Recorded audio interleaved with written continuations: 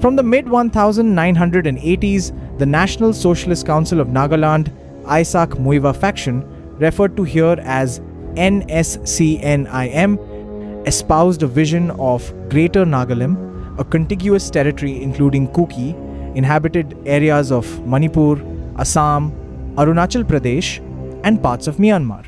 This territorial aspiration threatened ancestral lands of Kuki communities and triggered mounting conflict with their tribal inhabitants in Manipur, IDSA, December 2015. By the late 1980s and early 1990s, NSCN I M forged cross-border alliances. The group received weapons, training, and logistical support from insurgent groups in northern Myanmar, most notably the Kachin Independence Army, KIA, active in Sagaing and Kachin regions. Indian insurgent cadres, including members of NSCN I M, were granted safe havens in KIA-controlled areas and trained alongside Ulfa and Kuki insurgents under the 1989 Indo-Burma Revolutionary Front Coalition.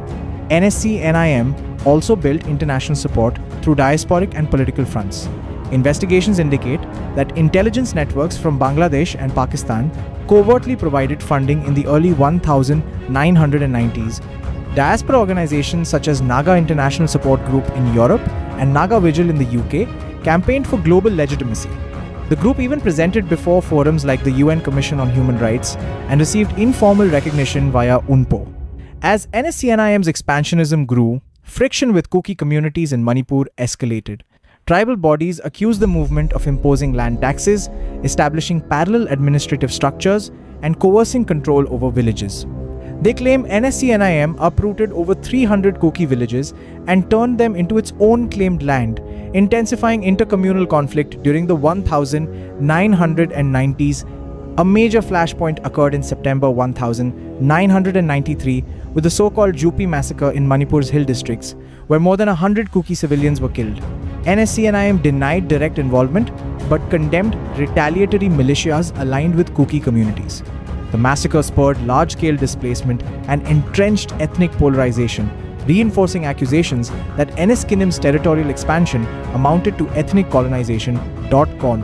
In July 1997, NSCN I M and the Government of India signed a formal ceasefire agreement effective from August 1, 1997. The pact prohibited killings, kidnappings, extortion, recruitment, and public protests by cadres. A ceasefire monitoring group, CFMG, including government officials, NSCN I M representatives, and civil society actors, was formed to oversee compliance. Despite the ceasefire, Indian security agencies allege that NSCN I M used the lull to consolidate power, recruiting new cadres, including youth born after the pact, expanding arms stockpiles, maintaining logistical networks, and mobilizing politically under the guise of peace talks is lack. On August 3, 2015, India and NSCN I M signed a framework agreement, hailed by the central government as historic. However, terms such as separate flag, constitutional rights, and territorial scope were not disclosed. Tribal leaders in Manipur raised concerns that the accord would further marginalize Kuki communities by legitimizing NSCN I M's past land acquisitions, NSCN I M's. Tribal organizations and Kuki community bodies criticized the peace process for neglecting indigenous grievances. They accused NSCN I M of land seizures in earlier decades that led to destruction of homes, displacement, and erosion of traditional autonomy, demanding acknowledgement of atrocities and restitution before any final settlement.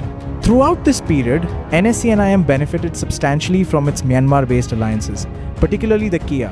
After Myanmar's 2021 military coup, cross-border movement of fighters and weapons increased. Reports indicate Kachin-trained cadres re-entered India's hill regions armed with sophisticated weaponry, enhancing local militant capacity and exacerbating ethnic tensions in Manipur. Meanwhile, in Manipur, tensions between NSCN I M aligned groups and Kuki communities escalated. NSCN I M was accused of aligning with bordering communities and influencing armed confrontations during the May 2023 ethnic crisis. Indian security agencies also alleged NSCN I M participated in a strategic China-Myanmar destabilization module, complicating its claimed neutrality. NSCN I M. In March and November 2024, NSCN I M issued ultimatums to the Indian government, either fully recognize the 2015 Framework Agreement, including separate flag and constitution, or face resumption of armed conflict. They demanded third-party mediation, warning the ceasefire risked being revoked after nearly 27 years. By mid-2025, a deepening rift emerged between Central and Manipur state responses. The Manipur government rejected new negotiations without guarantees on Kuki land rights and restitution.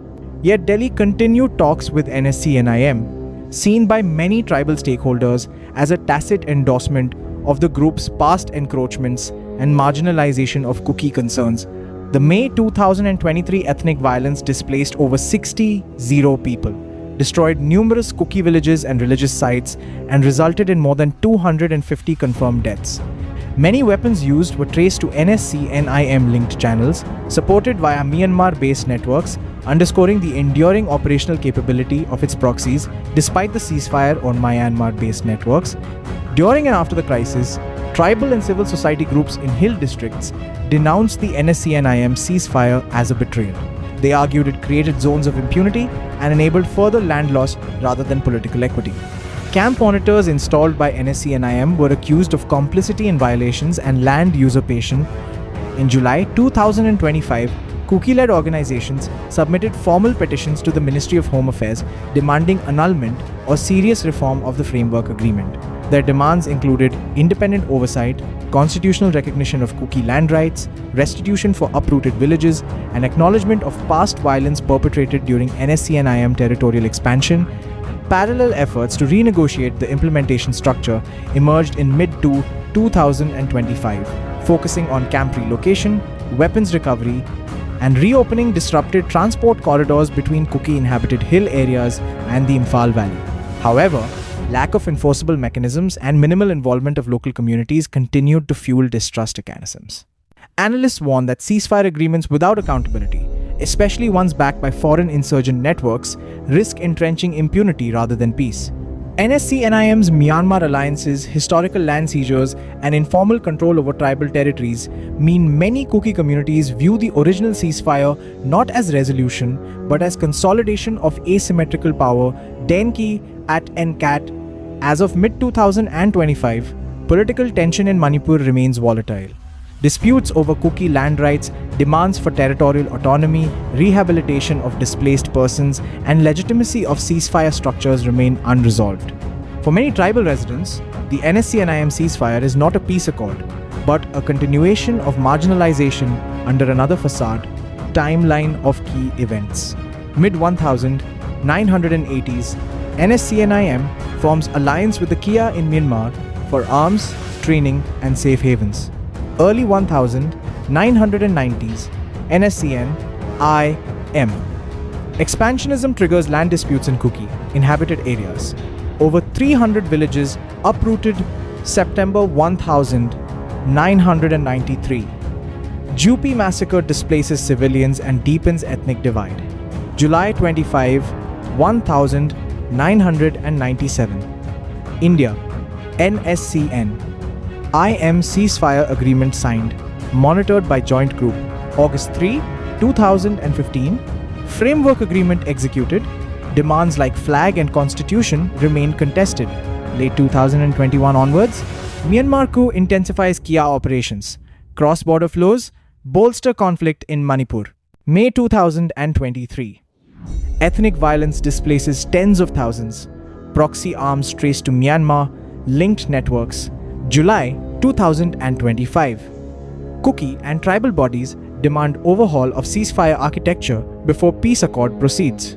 In conclusion, NSCN-IM's agenda of territorial expansion, supported by overseas insurgent alliances and international advocacy, posed a frontal challenge to Kuki communities in Manipur. The ceasefire with India, intended as political reconciliation, was instead perceived by many as institutional endorsement of land dispossession and impunity. For numerous tribal stakeholders, the accord stands not as a step toward justice, but as a betrayal of their rights and a continuation of historic marginalization.